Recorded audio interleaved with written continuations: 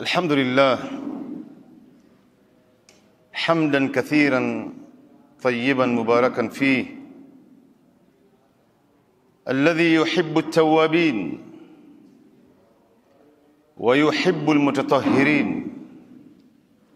وأشهد أن لا إله إلا الله وحده لا شريك له، وأشهد أن محمدا عبده ورسوله، محمد صلى الله عليه وسلم الذي تركنا على المحجة البيضاء ليلها كنهارها لا يزيغ عنها إلا هالك، وعلى آله وصحبه وسلم. أما بعد، عن أبي هريرة رضي الله عنه قال قال رسول الله صلى الله عليه وسلم: من أراد الحج فليعجل، فإنه قد يمرض المريض وتذل الضالة وتعرض الحاجة. Ama baada ya kumshukuru Mwenyezi Mungu na kumsalia kipenzi chake Mtume Muhammad sallallahu alaihi wasallam, maudhui iliyopendekezwa kuongelea ni kuhusiana na ibada ya haji. Na sasa hivi ndio wakati wake, na kuna baadhi ya Waislamu ambaye Mungu amewapa uwezo wa mali na afya na nguvu za mwili, wanajiandaa kuelekea kutekeleza ibada hii. Na hii ibada, ndugu zangu, imebeba mambo ndani yake. Jambo la kwanza tutakuja kuona hapa, nafasi ya Muislamu kuingia peponi katika ibada ya hija ni kubwa sana kuliko sehemu nyingine yote. Kwa mtu mwenye kufahamu na akaitekeleza ibada hii namna inavyotakana kutekelezwa, akatekeleza masharti yake na nguzo zake, na akaifanya inavyotakana kufanywa, basi nafasi ya kuingia peponi katika ibada hii ni kubwa sana kuliko sehemu nyingine yote. Na kuonesha uzito wa ibada hii, ndugu zangu Waislamu, ndani ya Qur'ani hakuna surati Salah, ndani ya Qur'ani hakuna surati Zaka, ndani ya Qur'ani hakuna surati Saum, ndani ya Qur'ani hakuna surati Jihad, ndani ya Qur'ani hakuna surati Shahada, lakini ndani ya Qur'ani kuna surati Al-Hajj. Kuonesha uzito wa ibada hii, Mungu ameipatia sura nzima inaitwa kwa jina ya ibada yenyewe. Na hii sura ambaye ina aya 78 imebeba mambo ndani yake ambaye inakuhusu wewe na mimi. Hii ndo sura ya pekee ndani ya Qur'ani iliyokuwa na sijda tilawa mara mbili. Hakuna sura ndani ya Qur'ani ambayo ina sijda ya kusujudu, sijda ya kusoma Qur'an, isipokuwa surati Al-Hajj. Na namna Mungu alivyoipanga hii sura katika Qur'ani, wanaelezea wanazuoni kama alivyosema Imamu Suyuti kwamba Mwenyezi Mungu Subhanahu wa Ta'ala ameipanga hii sura ndani ya Qur'ani kimiujiza. Maana yake, kabla ya surati Al-Hajj inakuja surati Al-Anbiya. Surati Al-Anbiya ambayo ina aya 112. Inayofuatia ni surati Al-Hajj ambayo ina aya 78. Baada ya surati Al-Hajj inakuja surati Al-Mu'minun ambayo ina aya 118. Baada ya surati Al-Mu'minun inakuja surati An-Nur ambayo ina aya 64. Kisha baada ya surati An-Nur inakuja surati Al-Furqan ambayo ina aya 77. Kisha inafuatilia surati Ash-Shu'ara na kuendelea juu. Surati Al-Anbiya, kisha inakuja surati Al-Hajj, alafu surati Al-Mu'minun, alafu surati An-Nur, alafu surati Al-Furqan. Maana yake, wanasema mufassirun, kana kwamba ile kazi walokuja kufanya manabii wa Mungu ni kuwahimiza Waislamu waende wakatekeleza ibada ya haji. Ndio maana baada ya surati Al-Anbiya imekuja surati Al-Hajj, ili wawe waumini wa kweli. Maana baada ya kutekeleza ibada ya haji inakuja surati al-Mu'minun. Maana yake hauwezi kuwa mu'min wa kweli mpaka uitekeleze ibada hii ya haji. Kisha baada ya kuwa mu'min wa kweli ndio utaipata nuru ya Mwenyezi Mungu ambao utaishi naye katika dunia hii na kesho akhera. Alafu baada ya kuipata nuru ya Mungu sasa utaipata upambanuzi ambaye ndio al-Furqan. Utapata kuijua haki na batili, utapata kuijua usawa, na maisha yako itakwenda sambamba vile Mwenyezi Mungu Subhanahu wa Ta'ala alivyoweza kukukadiria. Na hii sura ndugu zangu, kila mmoja wetu atakapotoka hapa, ukifika nyumbani nenda ukafungue tafsiri ya surati al-Hajj. Hii sura imebeba mambo ambayo inamhusu binadamu toka mwanzo wa uhai wake mpaka mwisho wake, namna alivyoumbwa na mpaka ile vita ambayo Uislamu unapigwa na mwisho wake utakuwaje na kiyama itakaposimama. Yote yanapatikana ndani ya surati al-Hajj. Labda niwape ndondoo tu, yani faida ndogo katika sura hii, niwatajie baadhi ya aya tu. Mojawapo ni aya nambari 1 katika surati al-Hajj. Aya nambari 1 Mwenyezi Mungu anasema hivi, A'udhu billahi minash shaitanir rajim. Mwenyezi Mungu anasema ya ayyuhan nas ittaqu rabbakum inna zalzalata as-sa'ati shay'un 'azim yawma tarawnaha tadhhalu kullu murdi'atin 'amma arda'at وتضع كل ذات حمل حملها وترى الناس سكارى وما هم بسكارى ولكن عذاب الله شديد. Hii ni aya nambari 1 katika surati al-Hajj. Mwenyezi Mungu anawaambia watu kwa ujumla, enyi watu nyie, muogopeni Mwenyezi Mungu, kwani vishindo ya siku ya kiyama ni siku kubwa sana.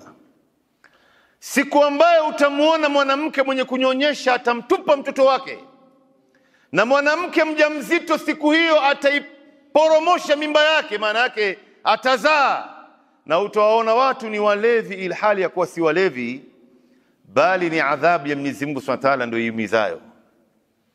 Hii ni aya nambari 1 tu ndugu zangu. Labda tukienda katika aya nambari 5, Mwenyezi Mungu anasema ya ayyuhan nas in kuntum fi raibin min al-ba'thi fa inna khalaqnakum min turab. Enyi watu nyie, ikiwa nyinyi mnashaka kwamba baada ya kufa kwenu hakuna kufufuliwa tena. Unajua kuna baadhi ya watu wanaamini mimi nikishakufa mambo yangu yamekuishia hapo. Hakuna maswali kaburini, hakuna adhabul qabri, hakuna mawqif ya kiyama, hakuna hisab, hakuna pepo, hakuna moto. Sasa Mungu anatoa changamoto hapa, anatoa challenge manake. Ikiwa nyinyi mnashaka kwamba baada ya kufa kwenu hamtofufuliwa tena, basi pateni kujua kwamba tumewaombeni kutokana na mchanga. Hapa anaelezewa binadamu asili yake. Unajua leo tunaulizana swali hapa ndugu zangu. Adam alayhi salam alipoumbwa ilitumika mchanga. Ile mchanga ikachanganywa na maji ikawa udongo, ikafinyangwa, ikatengezwa sehemu ya kichwa ya Adam, ikatiwa macho na pua na mdomo, ikawekwa mabega na mikono na kifua na mgongo na miguu na tumbo yake Adam. Imetumika udongo 100%. Lakini mimi na wewe mchanga inatokea wapi yani? Wakati mama na baba walipoingia chumbani kufanya kitendo cha ndoa cha halali, ndio ikawa sababu ya wewe na mimi kupatikana hapa duniani. Walitumia mchanga pale. Unajua hii swali ukimuuliza kafiri yoyote hawezi kujibu. Adam ilitumika mchanga, lakini mimi na wewe Mwenyezi Mungu anasema tumewaombeni kutokana na mchanga. Hii mchanga inatokea wapi? Kuna mtu yote anaweza kujibu hapa jamani? Ainue mkono tu. Kuna mtu anaweza kujibu hili swali? Adam ilitumika mchanga kuumbiwa nacho yeye. Mungu anasema pateni kujua sisi tumewaombeni nyinyi kutokana na mchanga. Sisi sote tumetokana na mchanga. Hii mchanga inatokea wapi? Ndio wewe kukutana na mtu yote ambaye si Muislamu au baadhi ya Waislamu, hii swali hawezi kujibu ila wachache miongoni mwa watu. Naam. Naam Sheikh. Jazakallah khairan. Tumeumbwa si kutokana na mchanga, kwa sababu ya hizi vyakula ambao tunakula imepandwa kwenye ardhi. Tunakula njugu, tunakula korosho, unakula mboga ya mchicha, mboga ya mrenda, inakwenda inatengeza manii ndani ya mwili wako, unapata nguvu za mwili, unamuingia mke wako, inapatikana sababu ya kupatikana kiumbe. Kwa hivyo sisi sote hapa asili yetu ni mchanga. Hii yote utaipata katika surati al-Hajj. Ndio unaona ndugu zangu Waislamu, leo Waislamu wengi Mwenyezi Mungu Subhanahu wa Ta'ala amewapa nafasi ya kwenda kufanya ibada ya haji, na wengi wa watu mpaka leo hawajaenda kufanya ibada hii. Na ndio Mtume kwa sallallahu alaihi wasallam kwa uzito wa ibada hii akawahimiza Waislamu waende wakatekeleze ibada hii, maadamu wana uwezo wa mali na afya ya mwili, kabla mambo matatu haijawafika. Mtume sallallahu anasema kwamba man arada alhajj falyuajjil, mtu yoyote ambaye ana uwezo na nguvu ya mwili, uwezo wa mali na nguvu ya mwili ya kwenda kufanya ibada ya haji, afanye haraka sana kabla mambo matatu haijamfika. Leo unamuuliza Muislamu, mbona hujakwenda kufanya ibada ya haji na wewe Mungu amekupa uwezo? Wengi wa Waislamu wanajibu, wanasema bwana, sijaitwa bado. Waislamu wanaamini kwamba uwezi kwenda kufanya ibada ya haji mpaka uitwe. Ndio maana wewe unapofika kule haji, unapopita miqat, unamwambia Mwenyezi Mungu labbaik Allahumma labbaik, labbaik la sharika laka labbaik, innal hamda wan ni'mata laka wal mulk la sharika lak, labbaik Allahumma labbaik. Mwenyezi Mungu, umeniita, nimekuitika, nimeshakuja, niko tayari sasa. Wewe huna mshirika. Kulingana na talbia hii ndio watu wanaamini kwamba huwezi kwenda mpaka uitwe. Sasa mtu Muislamu anajuaje kwamba ameitwa kwenda kufanya ibada ya haji? Kuna ndoto maalumu utaoteshwa ama utapata wahi? Wanazuoni wanakubaliana kuitwa kwa mtu kwenda kufanya ibada ya hija ni pindi anapopata uwezo. Uwezo wa mali uko naye na afya yako ni nzuri, funga safari uende ukahiji. Usingojee tena mpaka uoteshwe ndoto za ajabu ajabu, usijui upate uwepesi katika moyo wako ama uzito. Wewe funga safari uende ukafanye. Sasa Mtume anasema yeyote ambaye mwenye uwezo wa kwenda kufanya ibada ya hija afanye haraka kabla mambo matatu haijamfika. Maana yake mambo matatu haya yakija kumfika yatamzuia asiende kufanya ibada ya haji. Jambo la kwanza Mtume anasema fa innahu qad yamradhu almarid, huenda mgonjwa akawa mgonjwa. Katika maneno mazito ambayo Mtume amewahi kutamka ni hii hadithi. Vipi mgonjwa anakuwa mgonjwa na yeye mwenyewe ni mgonjwa? Wanatafsiri wanazuoni hadithi hii, wanasema mgonjwa kuwa mgonjwa maana yake ni sisi sote hapa ni wagonjwa. Wewe unajiona una afya, unatembea, unakwenda, unarudi, unapanda, unashuka, unakula, unalala. Wewe unajiona uko na nguvu tu, uko na afya, lakini kinachoendelea humu ndani ya mwili wako, wanasema Waingereza ni time bomb. Wewe hujui.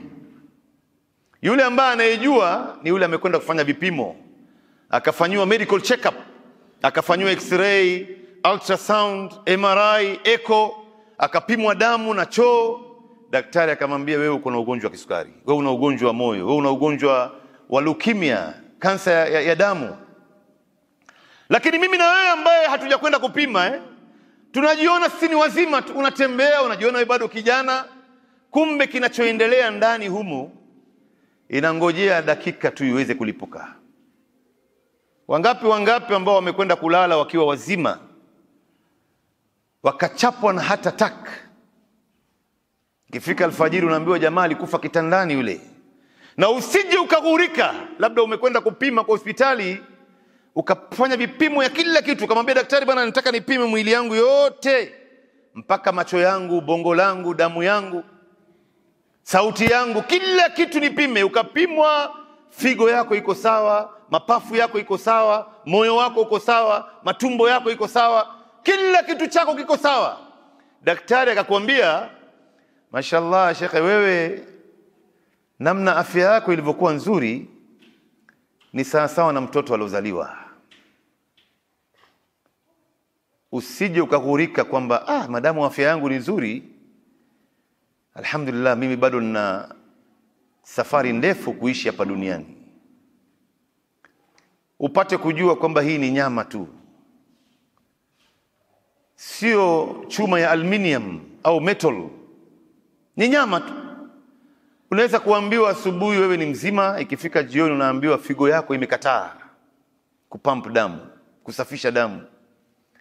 Moyo wako, mshipa wake mmoja umetoka mahali pake. Mapafu yako imekataa kuchukua hewa, inabidi tukuwekee mashini. Ghafla wewe ni kiumbe dhaifu sana. Sasa fanya haraka sana kabla maradhi haijakuja kukuangusha wewe ikawa ni sababu ya wewe kutokwenda kufanya ibada ya haji.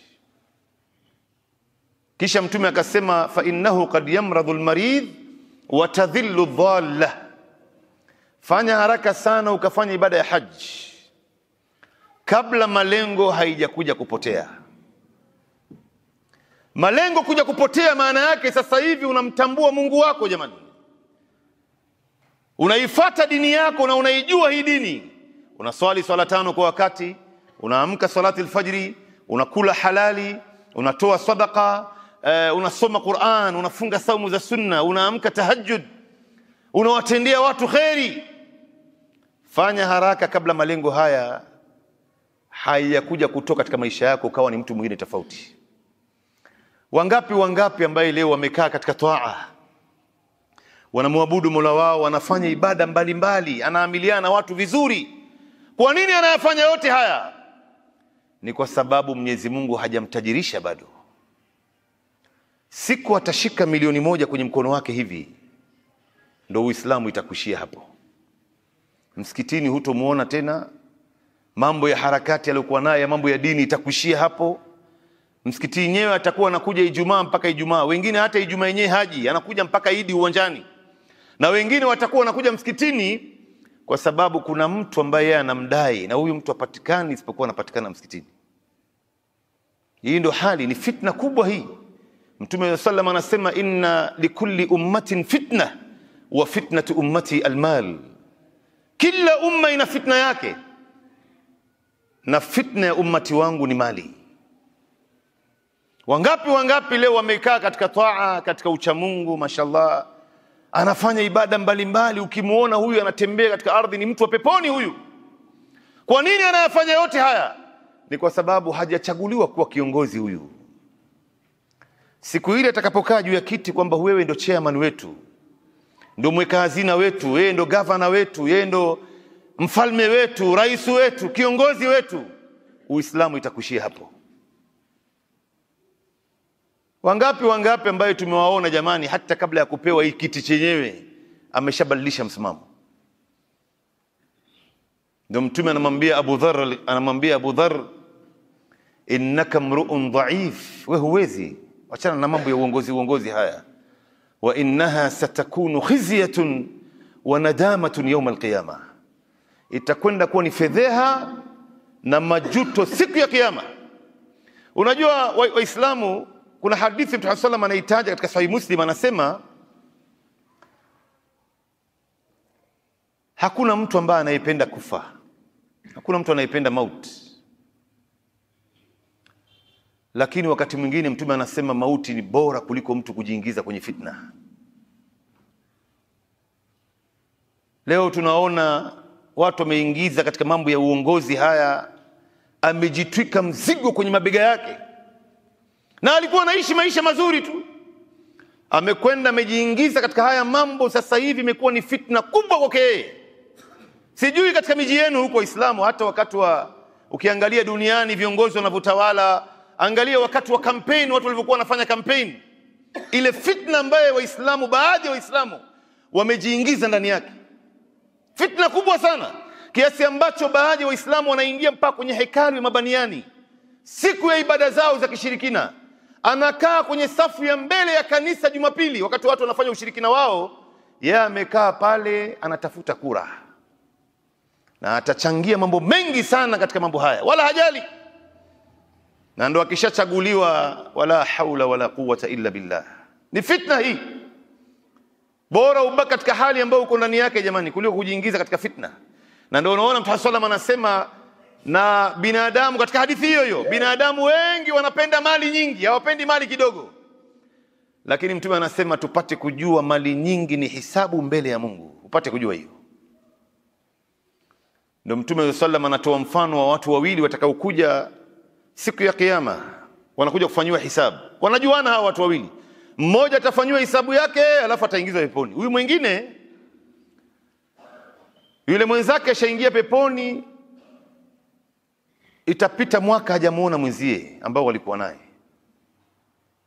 Anaulizia jamani, kila anaingia umemuona fulani, umemuona fulani. Itapita miaka 2, miaka 10, miaka 20, miaka 100, miaka 200, miaka 300, miaka 400. Baada ya miaka 500 Rasulullah sallam anasema ndo yule bwana anajikokota sasa, anafunguliwa mlango, anaingia peponi. Yule mwenzake anakutana naye, anamwambia Sheikh, bwana tumekungojea sana, tumepata starehe nyingi huku, umepitwa na vitu vingi, mbona umechelewa namna hii? Yule bwana atamjibu, atamwambia alhisab, alhisab, alhisab. Nilikuwa nahesabiwa. Nilikuwa nahesabiwa ndururu, nimehesabiwa peni, nimehesabiwa shilingi, nimehesabiwa shilingi 5, shilingi 10, nimehesabiwa shilingi 20, shilingi 50, shilingi 100, 200, 500, 1000, moja baada ya nyingine. Ndio maana nimechelewa kuingia peponi. Kwa hivyo fanya haraka jamani, kabla mambo haya yasije kukubadilikia ukasahau yote haya ukaona si muhimu. Ndio Mtume anamwambia Mwenyezi Mungu, ya muqallibal qulub thabbit qalbi ala dinik. Ewe mwenye kugeuza nyoyo za watu, ukaifanya ile nyoyo nzuri ikawa mbaya na ile mbaya ikawa nzuri kwa nia ya mtu mwenyewe, Mungu atakuweka mahali wewe mwenyewe unataka. Usije ukasingizia majaliwa hata siku moja. Thabbit qalbi ala dinik, iweke imara moyo wangu ndani ya dini yako. Wallahi wangapi ambao wamekaa katika taa, unajua kwa nini? Ni kwa sababu hajaoa au mwanamke hajaolewa. Siku atakuja kuoa, mapenzi yatamzidi kiasi ambacho ule mwanamke atakachomwambia atafata hata kama inamuudhi Mola wake. Msimamo wote itaisha. Kuna baadhi ya wanawake tumewahi kuyaona haya, anamwambia mume wake, wewe nini unaswali msikitini wewe? Hao wanaoswali msikitini hawa ni watu wenye madhambi makubwa. Wengine wameua, wengine wameiba, wamefanya mambo haya. Wewe una madhambi gani jamani? Wewe swali nyumbani tu. Anamwambia mume wake, wewe bwana unaikeeka ndevu, unaonekana mzee wewe. Unavaa kanzu kitu gani? Vaa suruali na shati bwana. Hii kanzu ni ya watu ambao wameshapitwa na wakati. Mume mwenyewe ni zege tu. Unajua maana ya zege? Zege maana yake ni mchanganyiko wa changarawe na kokoto na simiti. Anafuata tu. Mwanamume naye anamwambia mke wake, wallahi mambo haya yanatendeka katika jamii zetu Waislamu. Anaolewa tu, mume wake anamwambia, sikiza bwana, kuanzia leo sitaki kuona unavaa mambo ya hijabu na majilbabu haya, hizi manguo za wazee. Nataka nikitembea na wewe barabarani watu wajue nimeoa kiumbe. Mwanamke maskini anawacha kwa sababu anataka kumridhisha Mola wake, wala anataka kumridhisha mume wake, wala hamjali mume wake. Mwenyezi Mungu samani. Kwa hivyo watadhillu dhalla, fanya haraka ukafanya ibada ya haji kabla malengo haya hayajakuja kupotea ikawa sababu ya wewe kukosa kwenda kufanya ibada hii na Mungu alikuwa amekupa uwezo. Wata'rudhul hajja, sababu ya tatu ambayo Mtume ameitoa hapa, na majukumu yasije yakapanuka kisha ukashindwa kwenda kutekeleza ibada hii. Sasa hivi wewe unaweza kwenda kufanya ibada ya haji, una mke wako na watoto 2 watatu, wazazi wako wako chini yako. Lao utakwenda kufanya ibada ya haji, familia yako nyuma huku hawatopata shida kwa muda wa mwezi na ambao utakayekuwa kule. Lakini fanya haraka kabla majukumu haya yasije kapanuka. Mara ghafla tu ndugu yako ulozaliwa naye tumbo moja akaja akaaga dunia, na amewaacha watoto 5 nyuma mayatima. Hawa watoto ukabebeshwa wewe kwenye mgongo wako. Mahitaji yao sasa inategemea wewe. Chakula chao, mavazi yao, shule yao, mahitaji yao, malazi yao, mavazi yao. Sasa lao utakwenda kutekeleza ibada ya haji, watoto wa ndugu yako huko watapata tabu. Na ndio unaona hapa baadhi wanazuoni wanasema fanya haraka ukafanya ibada ya hija kabla gharama za ibada ya haji haijakuja kuwa kubwa ukashindwa. Sasa hivi Mungu amekupa uwezo, unaweza, nenda ukatekeleza ibada hii. Gharama itakuja kuwa kubwa jamani. Na ni kweli sasa hivi gharama imekuwa kubwa. Wewe kama huna 600,000 700,000 ya Kenya, mambo ya haji wewe sahau.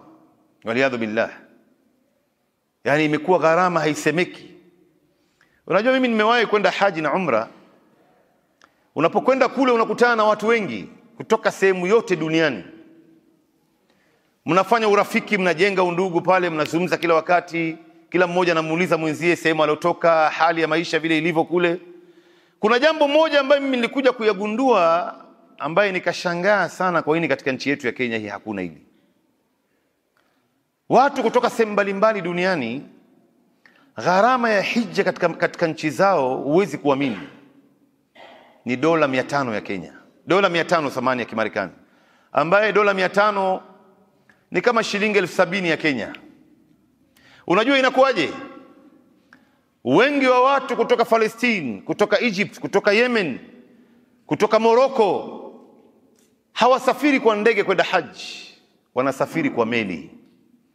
Na gharama ya meli kwenda na kurudi ni dola 100, ambaye ni shilingi 14,000 ya Kenya. Visa ni dola 100 vile vile, hiyo ni shilingi 28,000. Mambo mengine kule hoteli na mengineo wanayapanga wakiwa wamefika kule, na chakula. Sasa katika nchi yetu ya Kenya, hawa ambao wanaosimamia mambo ya haji, kwa nini wasikuje na fikra kama hii wakawasailishia watu ambao uwezo wao ni mdogo?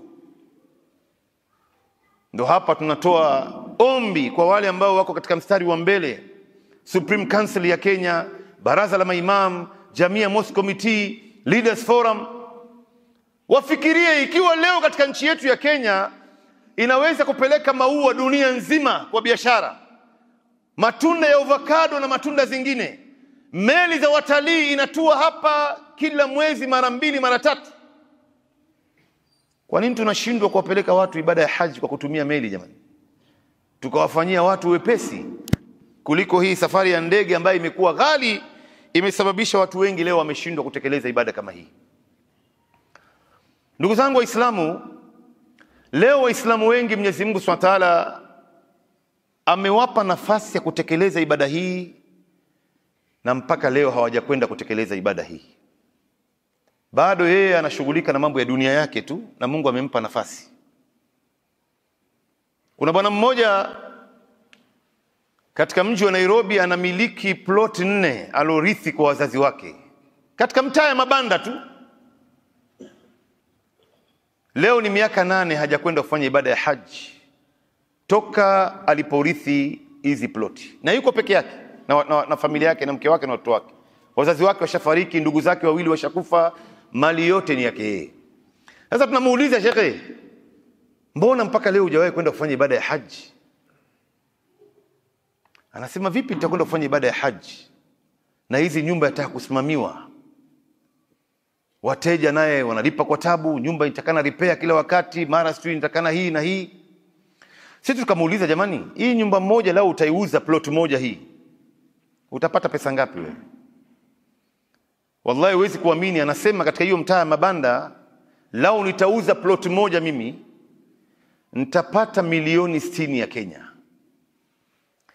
Sasa tukamwambia, kwa nini usiuze plot moja ukabakia na 3?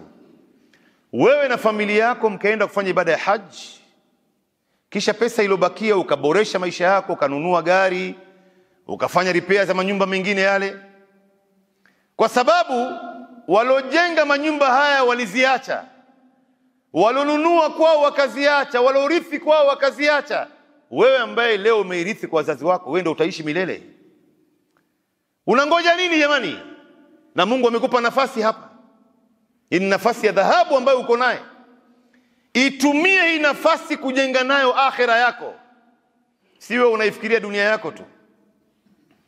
Kuna bwana mmoja katika mji wa Nairobi anamiliki gari ya Prado, gharama yake ni milioni 5 ya Kenya. Unamuuliza ushawahi kwenda kufanya ibada ya haji? Nitakwendaje bwana, mimi mwenyewe hapa ni hasla bwana. Na hustle.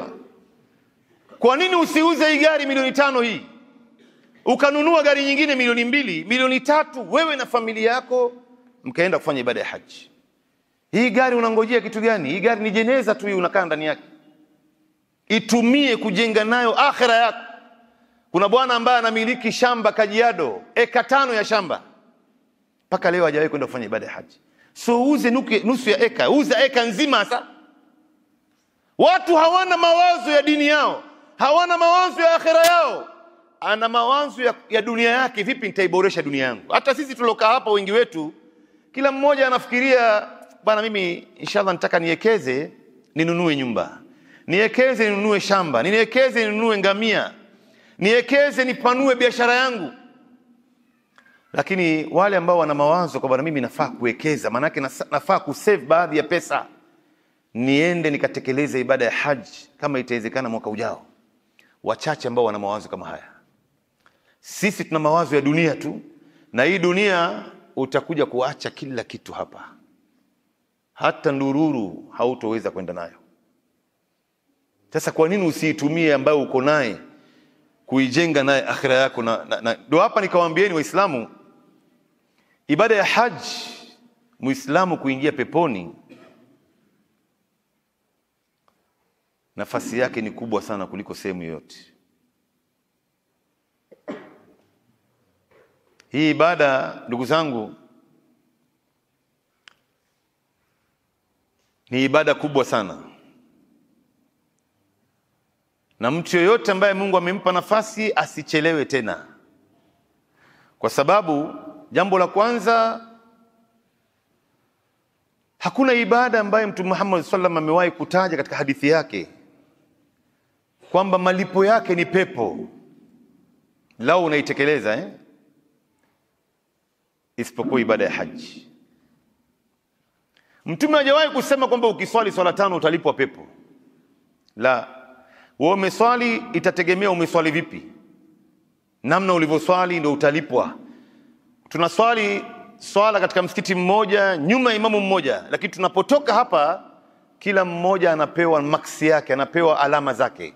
Kuna watu ambao wanatoka na alama 9 juu ya 10 miongoni mwetu hapa, kuna wengine wanatoka na alama 8 juu ya 10, wengine alama 5 juu ya 10, wengine alama 3, wengine alama 2 juu ya 10, wengine alama 1 juu ya 10. Na kuna watu miongoni mwetu hapa tunaswali nao nyuma ya imamu mmoja, na swala ikimalizika anatoka na 0 out of 10, 0. Wewe unamuona mtu yuko ndani ya swala, kumbe yumo katika biashara zake kule nje, kwenye shahawa zake, matamanio ya nafsi yake. Imamu anapotoa salamu ndo anashtuka, la, kumbe nilikuwa ndani ya swala. Sasa hakuna mwenye kumuona hapa. Wewe leo unapotoa sadaka, unatoa zaka, ile kiwango ulichotoa ndo Mungu atakulipa. Umetoa shilingi 10 utalipwa 100, umetoa 100 utalipwa 1000, umetoa 1000 utalipwa 10,010. Na kadri ukihalisisha katika zaka na sadaka, Mungu naye anaizidisha ile thawabu. Umefunga Ramadhani, saumu ya Ramadhan au saumu za sunna, malipo yako Mungu peke yake ndiye anayejua. Mwenyezi Mungu anasema katika hadithi al-Qudsi, as-sawmu li wa ana ajzi bihi, saumu ni yangu mimi na mimi ndo ambaye nitakailipia. Lakini ibada ya haji, Mtume anasema al-hajjul mabrur laysa lahu al-jazaa'u illa al-janna. Hija ambaye haina doa, hija iliyokamilika, haina malipo nyingine isipokuwa pepo. Sasa jambo ambayo inakupatia pepo wewe, unangoja nini tena?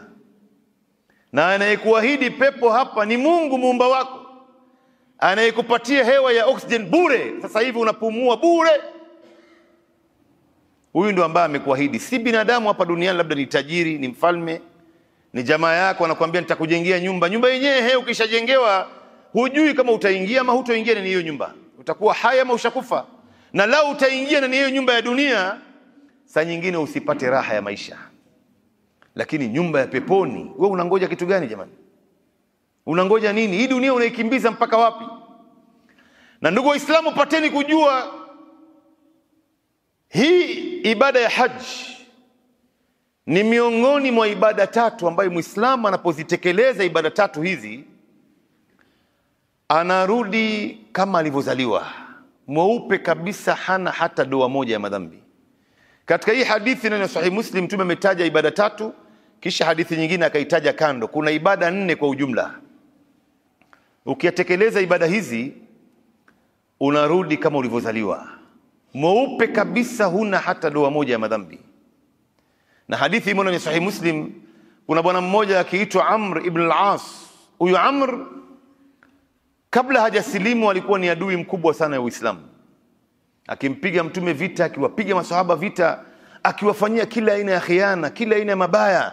Hata maswahaba walipohamia Ethiopia, walipokwenda Habash, Makuraish walimtuma Amr ibn al-As aende kwa rafiki yake An-Najashi, mfalme Najashi kule Ethiopia, aende akatie fitina Waislamu watiwe ndani ama wauawe.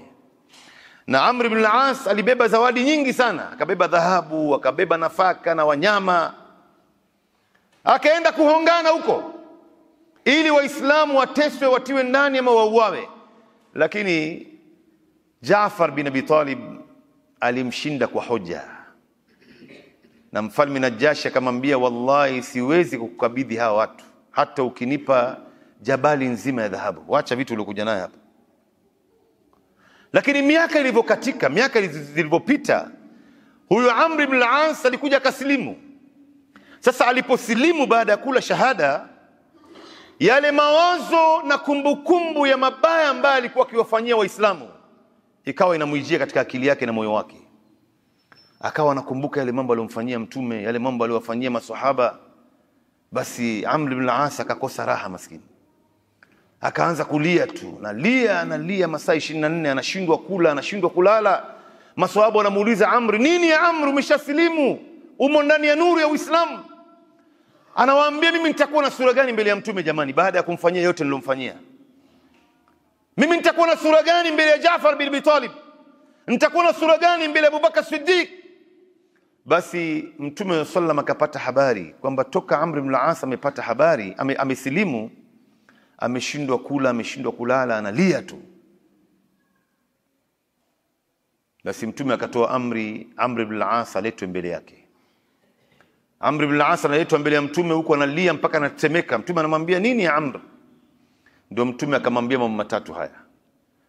Akamwambia, ama alimta ya Amr anna al-islam yahdi ma kana qablahu? Ewe Amr, wewe hujui kwamba mtu anaposilimu Uislamu inafuta madhambi yote ambayo mtu alikuwa anayafanya kabla hajasilimu? Unapomwona mtu anakula shahada hapa msikitini anasilimu au mahali popote pale, pata kujua huyu bwana amerudi kama alivyozaliwa, mweupe kabisa, hana hata doa moja ya madhambi. Wa anna al-hijra tahdi ma kana qablahu, katika riwaya tahdi ma kanat qablaha. Ibada ya hijra, mtu anapofanya hijra kama maswahaba walivyohama Maka kwenda Madina na dini yao na mali yao, hijra inafuta madhambi yote ambayo mtu alikuwa anayafanya kabla hajakwenda hijra. Na ndo hapa Mtume akasema, ambapo ni mahallu shahid, wa anna al-hajj yahdi ma kana qablahu, na ibada ya hajj inafuta madhambi yote ambayo mtu alikuwa anayatekeleza, alikuwa anayafanya kabla hajakwenda kufanya ibada ya haji. Ndio Mtume sallam akasema katika hadithi nyingine, man hajja wa lam yarfuth wa lam yafsuq raja'a ka yawmi waladatu ummu. Mtu yoyote mwenye kwenda kufanya ibada ya haji wa lam yarfuth, hakumuingia mke wake. Unajua kuna baadhi ya watu ambao wanaandamana na wake zao wanakwenda haji, na mmoja katika mambo ambayo inaharibu hija ya mtu ni mtu kustarehe na mke wake wa halali kabla hajavua ihram. Ukistarehe na mke wako wa halali, hija yako imebatilika, na kafara yake ni kuchinja ngamia. Mtume anasema itabidi lazima uchinje ngamia, na mwakani itabidi tena utafute uwezo uende ukalipe. Sasa Mtume anasema man hajja wa lam yarfuth, hakumuingia mke wake, wa lam yafsuq, hakufanya machafu nyingine yote ambayo ni kinyume na sheria. Hija ikimalizika, huyu bwana anarudi nyumbani ka yaumi waladatu ummu, kama siku alozaliwa na mama yake, mweupe kabisa, hana hata doa moja ya madhambi. Na ni kweli ibada ya haji wakati wetu wa sasa hii tunaiona katika tarehe, inaonyesha vile vile imewahi kubadilisha maisha ya watu. Tunajua watu hata katika mji wetu wa Nairobi, baadhi za miji walikuwa ni watu wabaya, watu waovu, wanajulikana na uraibu kadha wa kadha, lakini walipokwenda kufanya ibada ya haji inavyotakana kufanywa, leo wamerudi, watu wanawapigia mfano wao. Amana za watu huyu bwana ndo anawawekea pesa na amana zingine, na kabla hapo alikuwa anajulikana mtu muovu tu.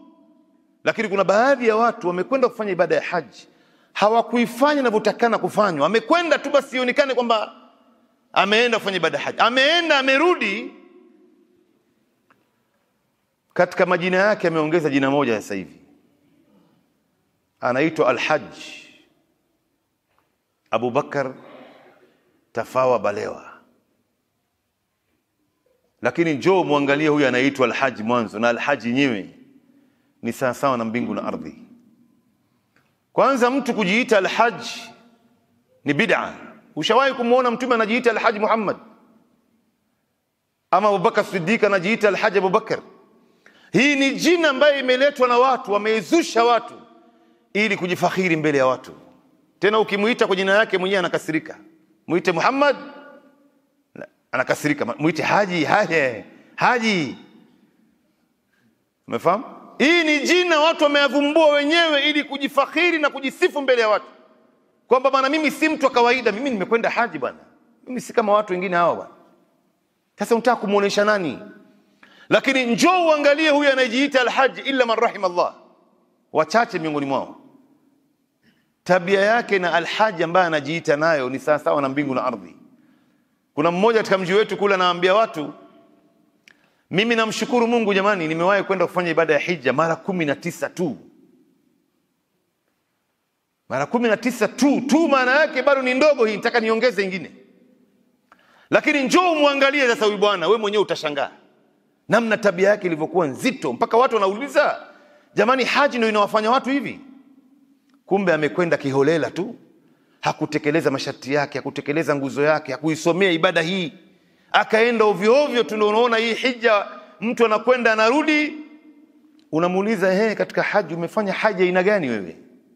Hajui. Kwa sababu kuna haja aina 3. Kuna haji tamattu, kuna haji qiran, kuna haji ifrad. Mtume alipokwenda haji alifanya haji tamattu, na kila moja ina sheria zake na nguzo zake.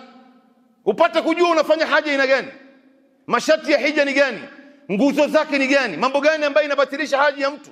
Mtu anaenda haja anarudi, bali ya tuone athari ya hija kwenye maisha yake, akisifia ibada, akisifia namna alivyofanya ibada kule na mengineo, anasifia mabuilding tu. Nimeona majengo huko sijawahi kuona duniani jamani, building marefu. Kuna mmoja alirudi akawaambia watu, wallahi nimeambiwa nimeiona basikili ya Nabii Musa kwenye roundabout ya Jeddah. Musa alikuwa na basikili jamani. Tuone unaleta fikra, mashallah nilifanya umra, tawaf, nimepata faida kadha na kadha. Angalia mfano, kila kipengele katika ibada ya haji kuna durusun wa ibar, kuna mambo ya kuzingatia na mafunzo maalum.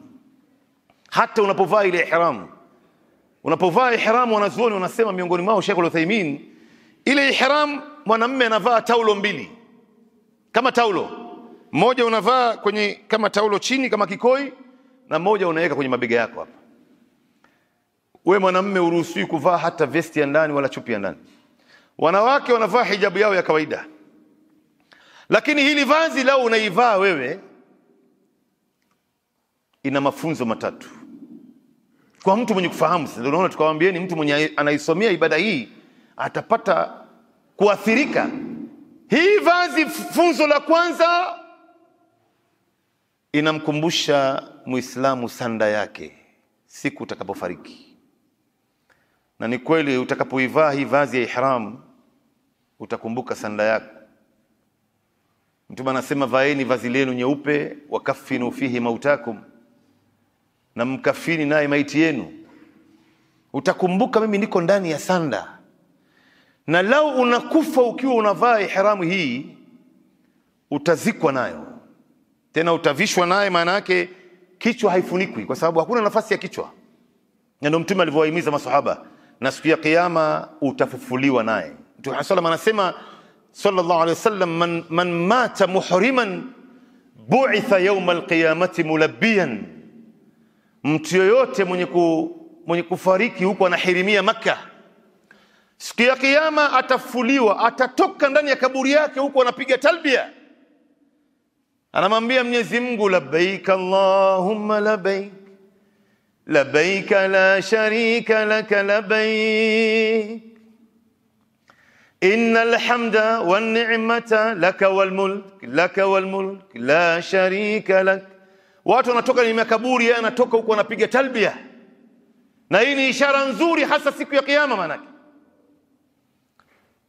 mafunzo ya pili inatukumbusha si binadamu, unapovaa ili vazi la ihram inawakumbusha binadamu kwamba watu wote ni sawa mbele ya Mungu. La fadla ala al-arabi lil-ajami wala al-ajami lil-arabi illa bit-taqwa inna akramakum inda Allahi atqakum. Hii vazi watu wote wanaivaa, haijalishi cheo chako, kabila lako, rangi yako, umetoka nchi gani, wewe ni nasaba gani, haiangaliwi hiyo. Mfalme wa nchi atavaa vazi hii, rais wa nchi atavaa hii, matajiri duniani kuliko wote hii ndo vazi lao, na ule maskini kuliko wote, fakiri manake, yeye vile vile atavaa vazi kama hiyo. Watu wote ni sawa mbele ya Mungu. Yule aliyekuwa mbora mbele ya Mungu ni yule ambaye ni mchaji Mungu. Mtume sallam anasema Mwarabu si mbora kuliko asiyekuwa Mwarabu, na asiyekuwa Mwarabu si mbora kuliko Mwarabu. Hii ni rangi tu. Damu yako wewe mweusi inaweza kanisaidia mimi mweupe, mimi mweupe yangu ikakusaidia wewe, na figo yangu naweza nikatolewa nikakupa wewe, na mambo yote yanafanya kazi sawa. Wewe unajifakhiri, mimi kabila yangu, rangi yako, kitu gani hii ambayo unajifakhiri naye? Mtume anawaambia maswahaba, da'uha fa innaha muntina, acheni mambo ya ukabila haya, kwani hii ni rangi ni harufu mbaya hii. Wewe unajifakhiri na ukabila, unamdharau mwenzie kwa sababu ya kabila lako, kwa sababu ya rangi yako, kwa sababu ya nchi yako. Nchi yako ndo nini sasa? Ukishazaliwa katika nchi fulani, hiyo nchi ndo janna, ndo nini hii? Inaonyesha watu wote ni sawa mbele ya Mungu. Yule ambaye ni mbora ni yule ambaye ni mcha Mungu. Na faida ya tatu inakukumbusha wewe Muislamu, ukivaa hii vazi, siku ya kiyama tutakaposimamishwa mbele ya Mungu, wanufikha fi sur fasa'iqa man fi samawati wa man fi al-ardi illa man sha Allah thumma nufikha fihi ukhra fa idha hum qiyamun yanzurun. Tutakapofufuliwa siku ya kiyama, tukitamaki tundesimama katika uwanja wa mahshar tukiwa uchi kama tulivyozaliwa. Bi Aisha anamuuliza Mtume, Rasulullah, wanaume na wanawake kila mmoja yuko uchi, wataangaliana wao kwa wao. Mtume anamwambia Aisha, al-amru ashad, mambo ni mazito. Hakuna mtu atathubutu kumwangalia uchi ya mwenzie kwa namna mawazo yake ilivyo, anafikiria mimi hali yangu itakuwaje, nitavuka mtihani ama siwezi, nitakuwa miongoni mwa watu wa peponi au watu wa motoni, nitakapoulizwa nitajibu nini, atakuwa na time gani ya kuangalia uchi ya watu? Sasa katika uwanja wa Arafa hasatan, watu wote wamevaa vazi aina moja nyeupe. Utakumbuka siku ya kiyama namna tutakavyosimamishwa mbele ya Mungu, na Mwenyezi Mungu Subhanahu wa Ta'ala atatuhukumu wakati huo. Ndugu zangu Waislamu, naona wakati umekwenda, lakini hapa nataka nitaje baadhi ya mambo ambayo ni muhimu katika mada hii. Kama nilivyowaelezeni kwamba ibada ya haji kwa mtu mwenye kufahamu, nafasi yake ya kuingia peponi ni kubwa sana, hauwezi kuipata sehemu nyingine yote. Jambo la kwanza ndugu zangu, utakapofika pale Makka, kwenye haram ya Makka, labda ndo mara ya kwanza umefika pale, sasa unaiona al-Kaaba mbele yako live. Hii si picha wala sio TV. Utabubujikwa na machozi sana, utalia sana, na utakumbuka hii sehemu Mtume aliwahi kuwa hapa, na maswahaba ridwanullah alaihim, watu tukufu walikuwa hapa, na matukio ambayo iliwahi kutokea katika hii sehemu. Wamewahi kuangamizwa watu, ashabul fil. Abraha anakuja na majeshi yake ya ndovu kutoka Yemen, anakuja kuivunja al-Kaaba. Mwenyezi Mungu anatuma majeshi yake ya ndege, alam tara kaifa fa'ala rabbuka bi ashabil fil. Majeshi ya ndege, na kila ndege imebeba jiwe kutoka ndani ya moto wa jahannam. Tarmihim bihijaratin min sijil. Jambo la ajabu, mawe kutoka motoni haimchomi huyo ndege aliyoibeba. Ndege kama njiwa hivi, anapuruka na mabawa yake, lakini ikianguka kwenye mwili wa mtu inamsaga saga. Tarmihim faj'alahum ka'asfin ma'kul, kama kitu kilicholiwa katapika mtu, au matope iliyosagika. Imetokea kwenye Al-Kaaba hapa. Wewe ukijua mambo yote haya, subhanallah, utapata athari kubwa sana. Lakini kwa sababu ya wakati, ndugu zangu, wewe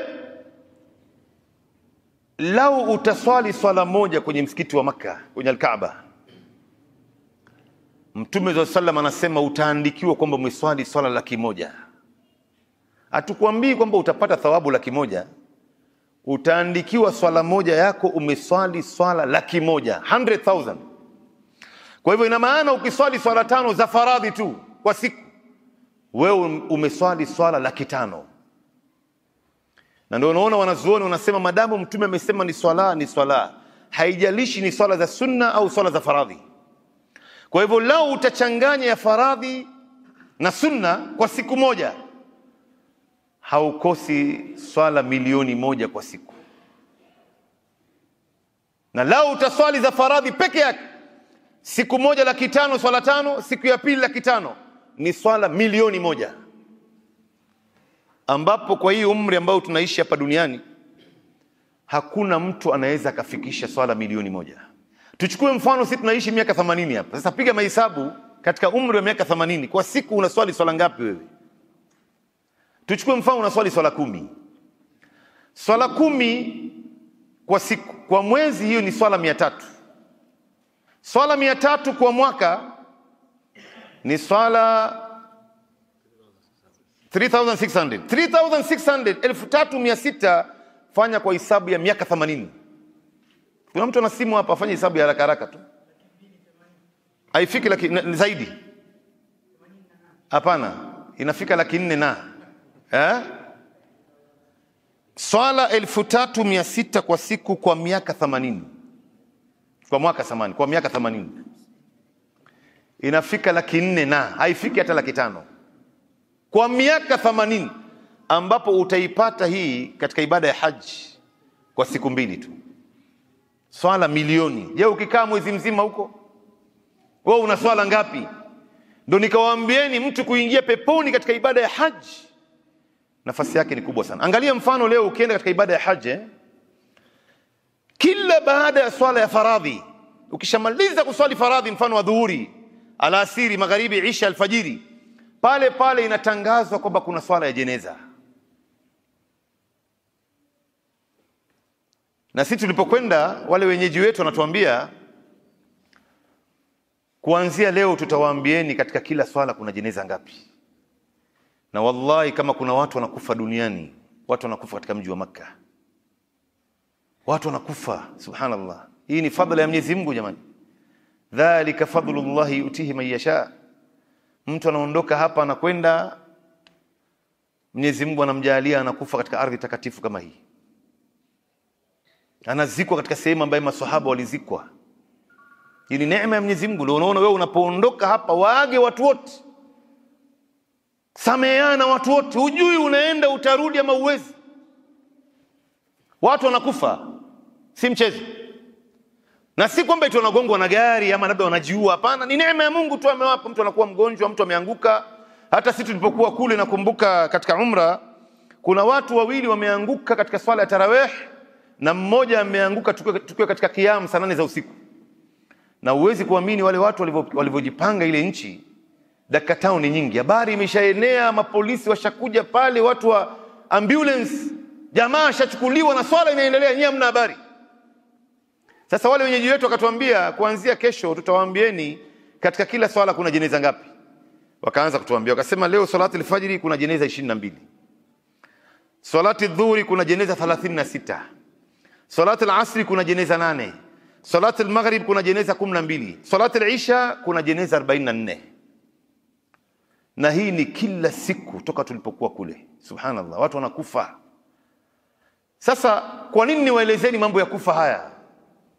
Ni kwa sababu ya hadithi ya Mtume sallallahu alaihi wasallam. Mtume sallallahu anasema kwa maana al-kalima, yani kwa sababu ya wakati, mtu yoyote ambaye atakayemshughulikia maiti,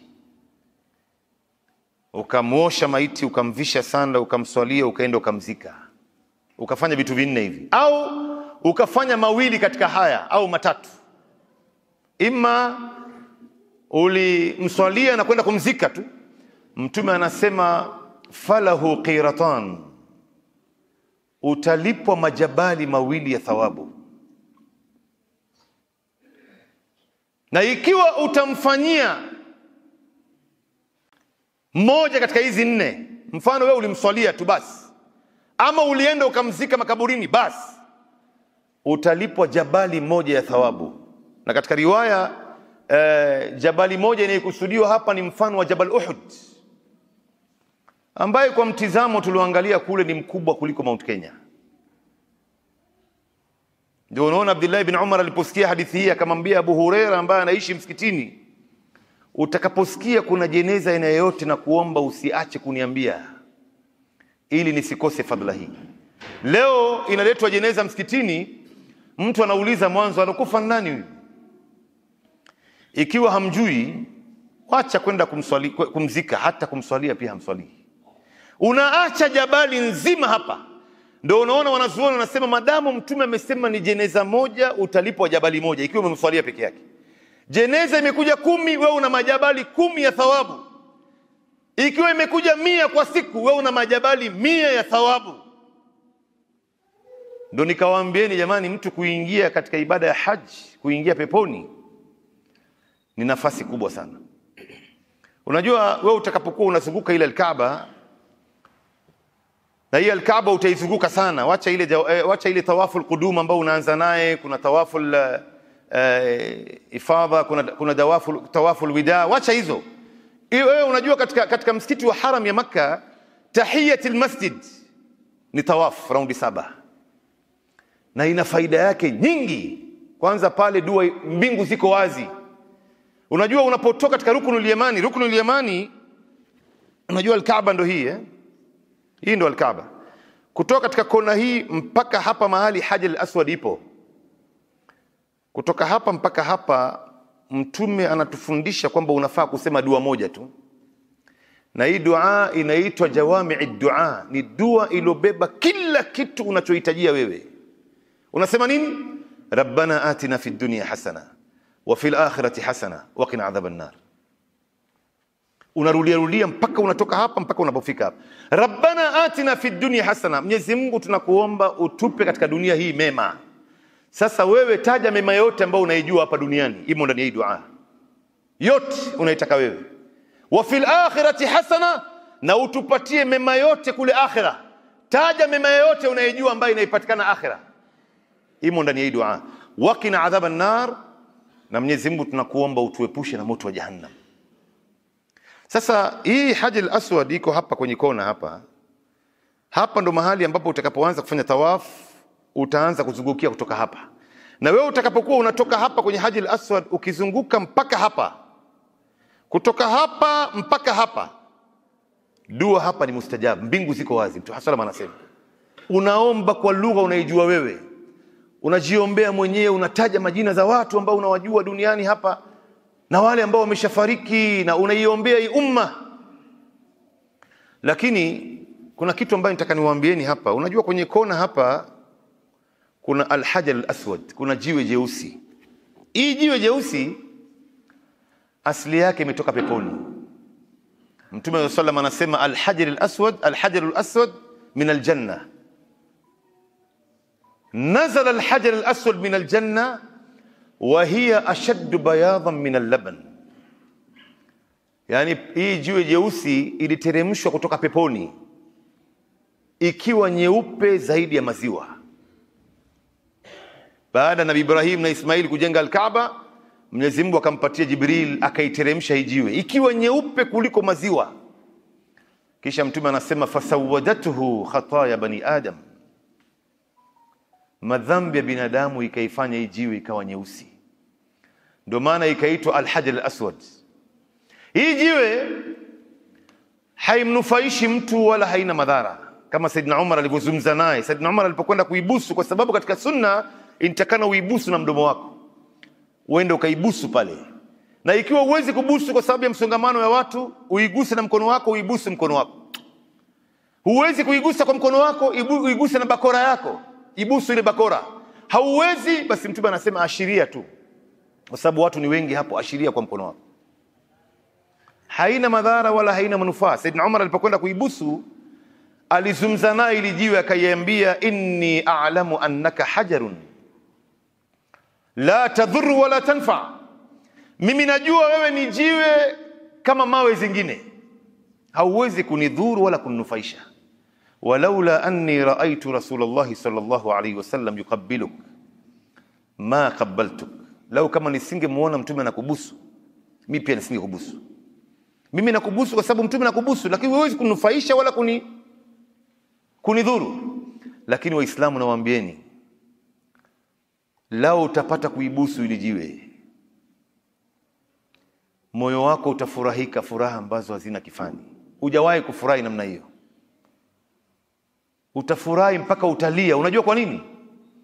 Kwa sababu umebusu jiwe kutoka peponi, si mawe ya duniani. Na ukishabusu utatoka pale, kuna mawazo itakuijia, utalia sana, bwana wacha mimi nirudi tena. Ile furaha ambayo uko naye. Unajua katika sehemu ya peponi katika ibada hii, safari hii ya haji, mmoja ambaye ni peponi, sehemu ya peponi ni hiyo jiwe jeusi. Hiyo ni sehemu ya peponi katika ardhi. Nyingine inapatikana kule Madina ambapo haihusiani na ibada ya haji. Kuna Raudha, alafu kuna Jabal Uhud.